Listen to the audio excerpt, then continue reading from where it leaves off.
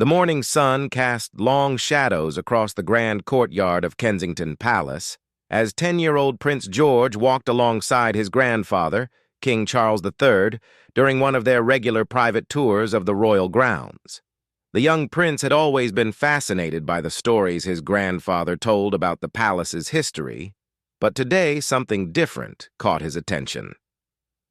As they approached the main entrance, George noticed an elderly palace guard standing at his post, his weathered hands gripping his ceremonial staff with what seemed like great effort. The guard, Thomas Wellington, had served the royal family for over 40 years, starting as a young man during Queen Elizabeth II's reign. His dedication was legendary among palace staff, but recently age had begun to take its toll. Thomas had been struggling with arthritis for months, though he never complained or asked for lighter duties. His pride in serving the crown kept him standing tall, even when his joints screamed with pain. The other guards had noticed his discomfort, but Thomas always insisted he was fine, brushing off their concerns with a gentle smile and a joke about old bones getting creaky. Prince George, despite his young age, had inherited his great-grandmother's keen eye for observing people. As they walked past Thomas, George saw something others might miss: the slight tremor in the guard's hands, the way he shifted his weight from foot to foot, and the barely concealed wince when he adjusted his position. "Grandfather," George whispered, tugging gently on King Charles's sleeve, "that guard looks tired." King Charles followed his grandson's gaze and immediately understood. He had known Thomas for decades and had great respect for the man's unwavering service. The king had been considering how to address Thomas's situation without hurting his pride or making him feel forced into retirement. "Yes, George," the king replied quietly. "Mr. Wellington has been protecting our family since before your father was born. He's a good man." George studied Thomas for a moment longer, his young mind working through something important. He had been learning about leadership and kindness from his parents, Prince William and Catherine, and from his grandfather. They had taught him that true nobility came not from titles or wealth, but from how you treated others, especially those who served you. "Can we talk to him?" George asked. King Charles nodded, and they approached Thomas, who immediately straightened to attention despite the obvious discomfort it caused him. "Your Majesty, Your Royal Highness," Thomas said formally, executing a perfect salute. "At ease, Thomas," King Charles said warmly. "Prince George wanted to meet you properly." Thomas's weathered face broke into a genuine smile. Throughout his long career, he had watched royal children grow up, but he rarely had the opportunity to interact with them personally. Prince George stepped forward, his natural shyness battling with his desire to do something meaningful. "Thank you for keeping us safe," George said simply, his voice clear and sincere. Thomas was visibly moved by the young prince's words. "It's my honor, Your Royal Highness. I've served your great-grandmother, your grandfather, your father, and now you. It's been the greatest privilege of my life." As they spoke, George noticed how Thomas favored his left leg and how his breathing seemed slightly labored. The boy's empathy, nurtured by his parents' teachings about service and compassion, kicked in. He remembered visiting hospitals and care homes with his mother, learning about the importance of recognizing when people needed help, even when they wouldn't ask for it. "Mr. Wellington," George said, using the formal address he had learned, "would you like to sit down for a bit? Standing for so long must be hard work." The simple question hung in the air. Thomas was touched by the young prince's consideration, but his professional training made him hesitate. Palace guards were expected to remain at their posts, standing tall and alert at all times. "That's very kind of you, Your Royal Highness, but I'm quite all right," Thomas replied, though his gratitude was evident in his voice. George looked at his grandfather, then back at Thomas. In that moment, the 10-year-old prince made a decision that would ripple through the palace and beyond. He had learned from his parents that leadership meant caring for those who served, not just being served by them. The conversation continued for a few more minutes, with George asking Thomas about his years of service, his family, and his experiences protecting the royal family.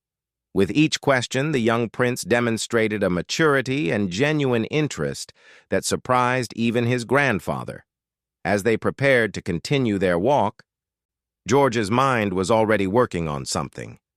He had seen the dedication in Thomas's eyes, the pride in his service, but also the physical toll that 40 years of standing guard had taken. The prince understood that sometimes helping people meant finding ways to honor their dignity while addressing their needs. "Mr. Wellington," George said before they left, "you're one of the reasons our family feels safe here.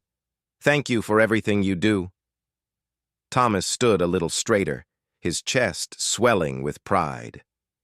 "Thank you, Your Royal Highness. Those words mean more to me than you know."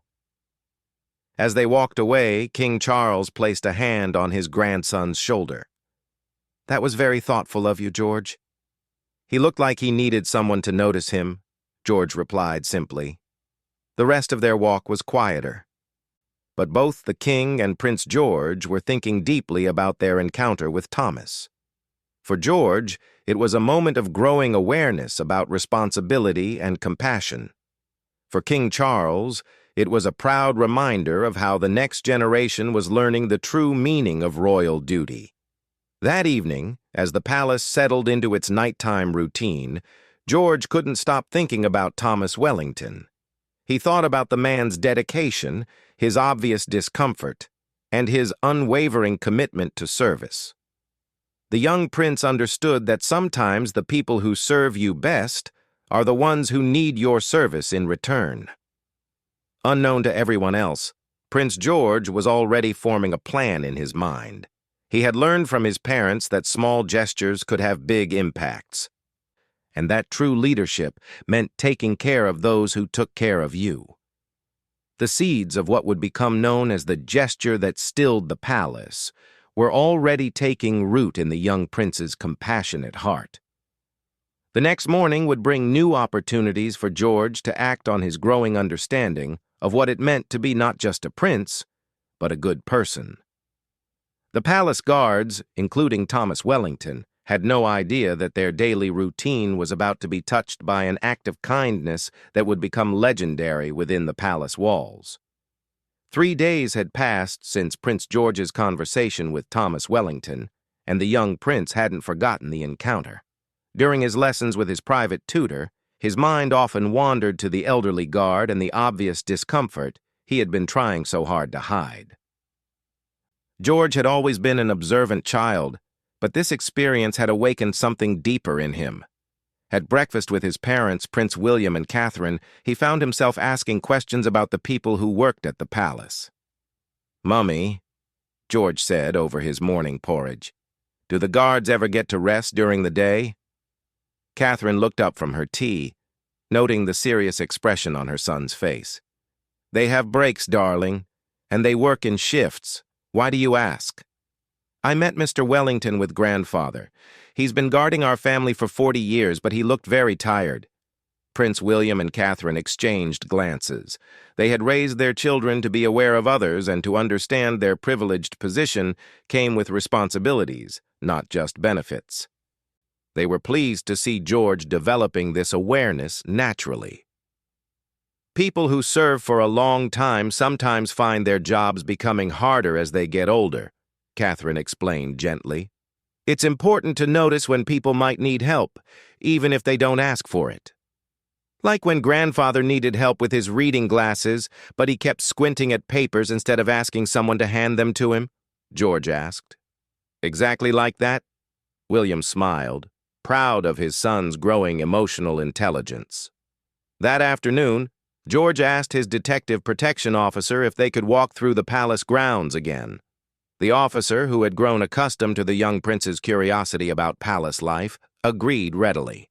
As they made their rounds, George made it a point to observe each guard they encountered.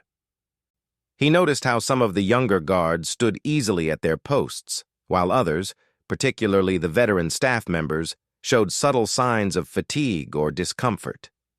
When they reached Thomas Wellington's usual post, George was saddened to see the man struggling even more than before.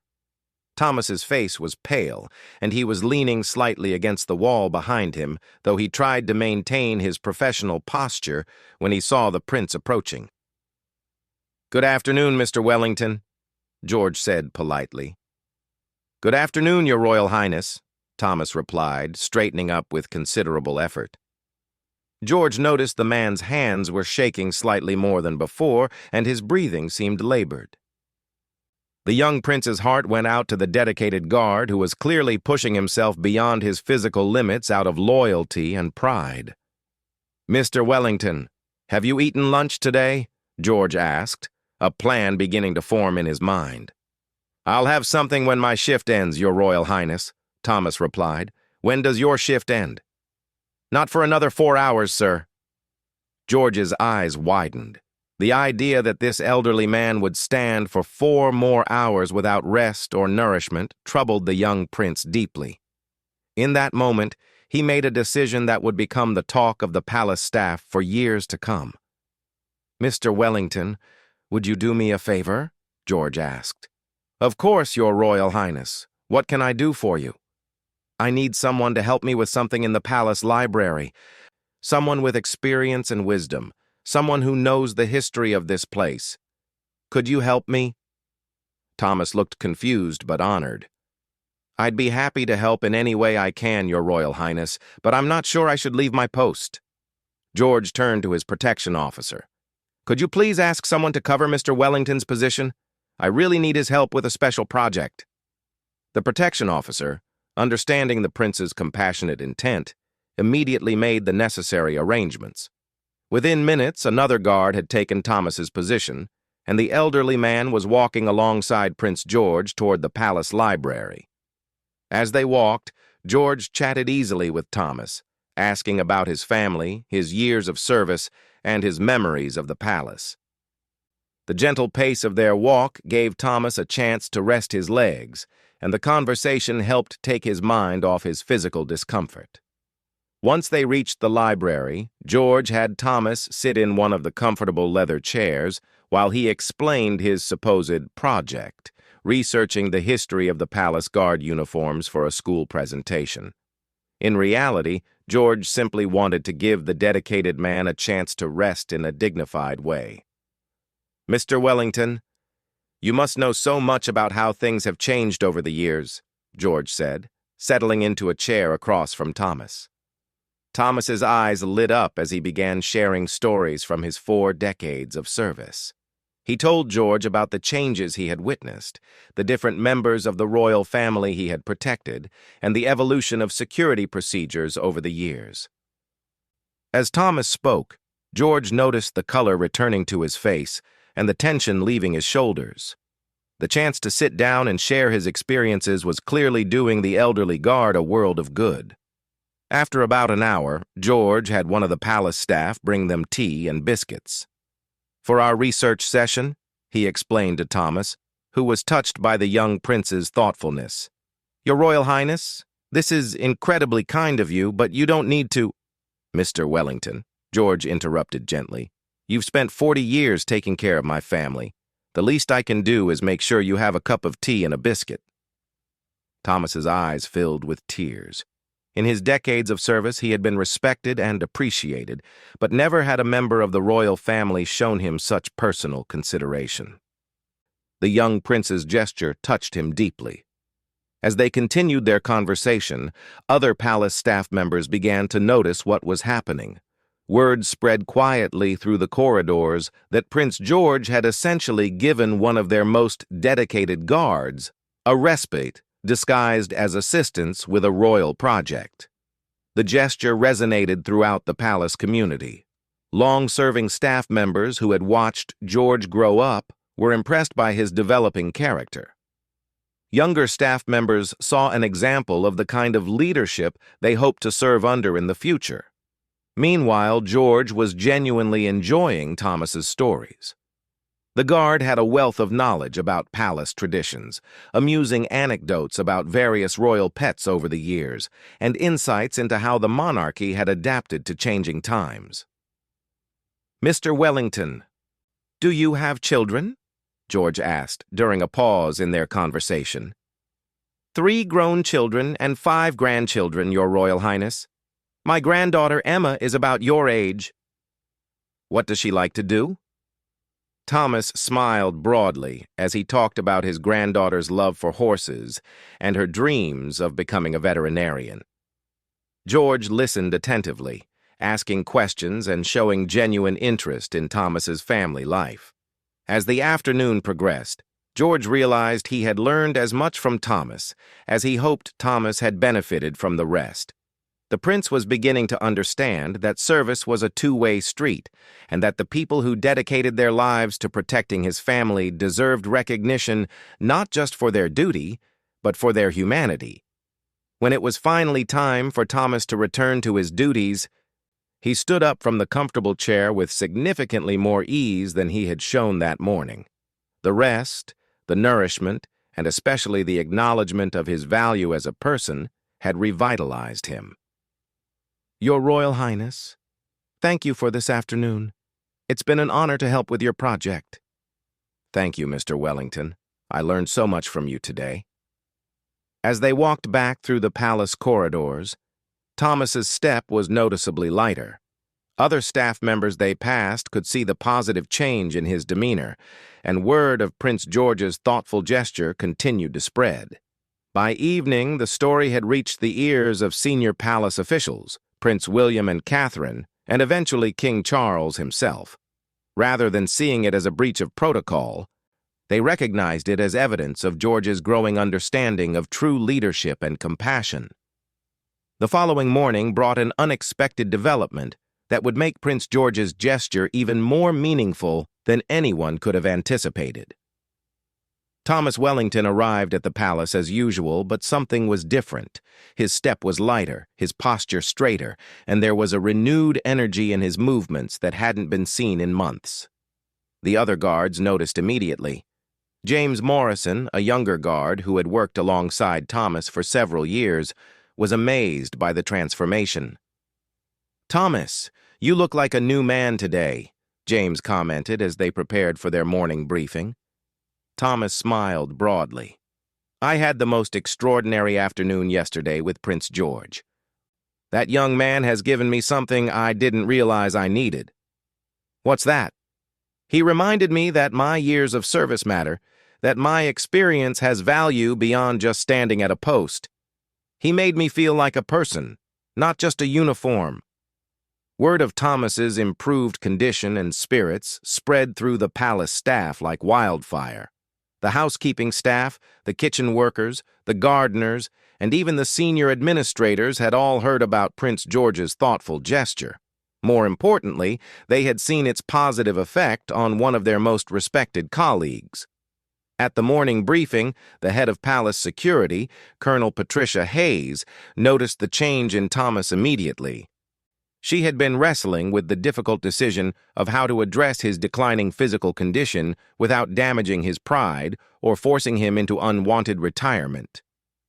"Wellington, you're looking well this morning," she observed. "Thank you, ma'am.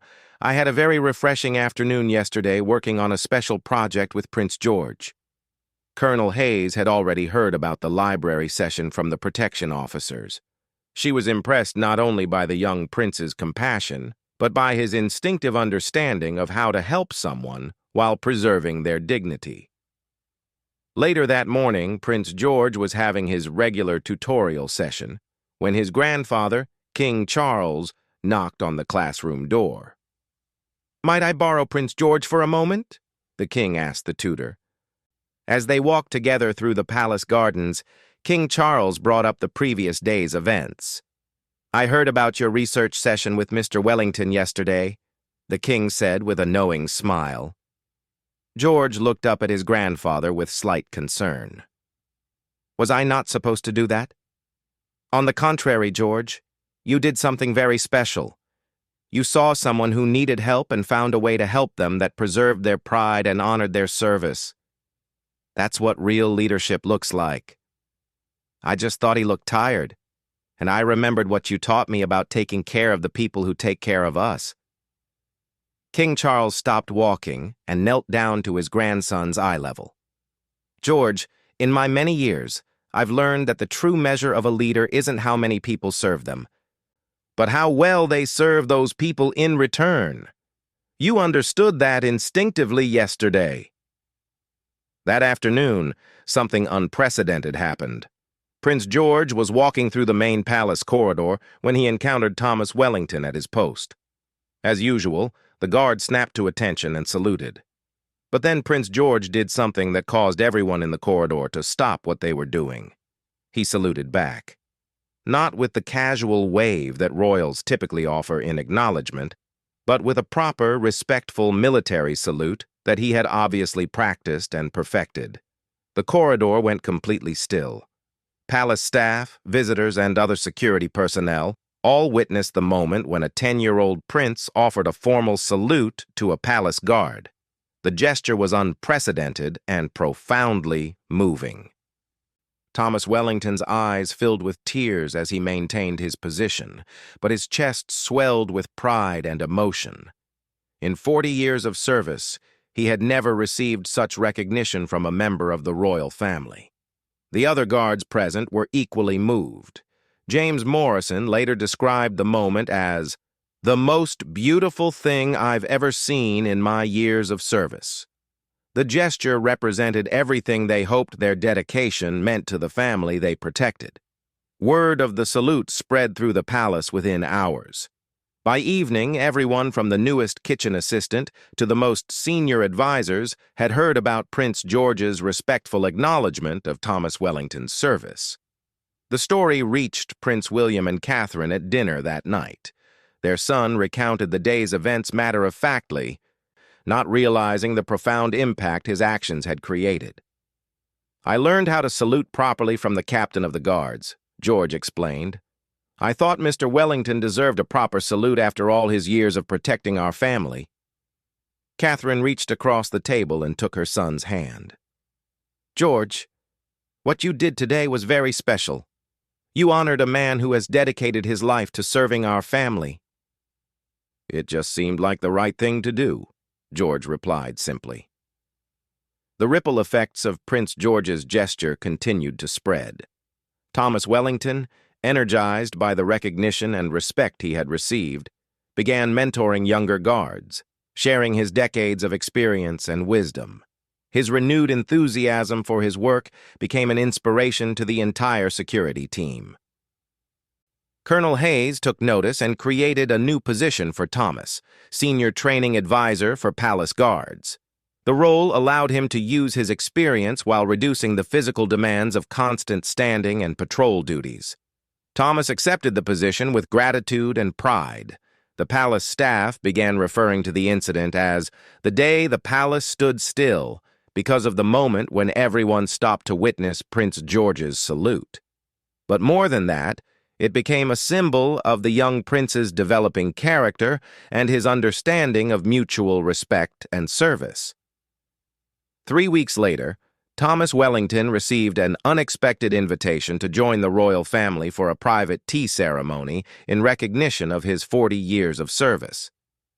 The invitation came directly from King Charles, but everyone understood that Prince George's advocacy had played a crucial role. At the ceremony, Thomas was presented with a special medal recognizing his decades of loyal service. But the moment that meant the most to him was when Prince George approached him at the end of the event. Mr. Wellington, George said formally, on behalf of my family, thank you for everything you've done to keep us safe. Thomas bowed deeply. Your Royal Highness, it has been the greatest honor of my life to serve your family. But I want you to know that your kindness has given me something precious. It has reminded me that my service matters not just as duty, but as a connection between human beings. You'll always matter to us, Mr. Wellington. Always. As Thomas left the ceremony that day, He walked with the bearing of a man whose service had been truly recognized and appreciated. The other palace staff who saw him pass knew they were looking at someone who had been deeply honored by a small boy's big heart. The story of Prince George's gesture became legendary within palace circles, though it was never shared publicly out of respect for the family's privacy. But everyone who worked at the palace carried the lesson with them, that true nobility comes from recognizing the dignity and worth of every person, regardless of their position. Years later, when Thomas Wellington finally retired at the age of 70, Prince George, now older and more aware of the impact of his childhood gesture, attended the retirement ceremony. In his brief speech, the teenage prince said, "Mr. Wellington taught me that service is an honor that flows both ways. He served our family with dedication, and in return our family is better because we learned to serve him with respect." Thomas Wellington departed the palace that day with deep respect from everyone who knew him, but perhaps more importantly, he left knowing that his decades of service had taught a future king the true meaning of leadership through kindness. The palace had indeed stood still for his gentle gesture, but it was a young prince's gentle response that had made the moment unforgettable.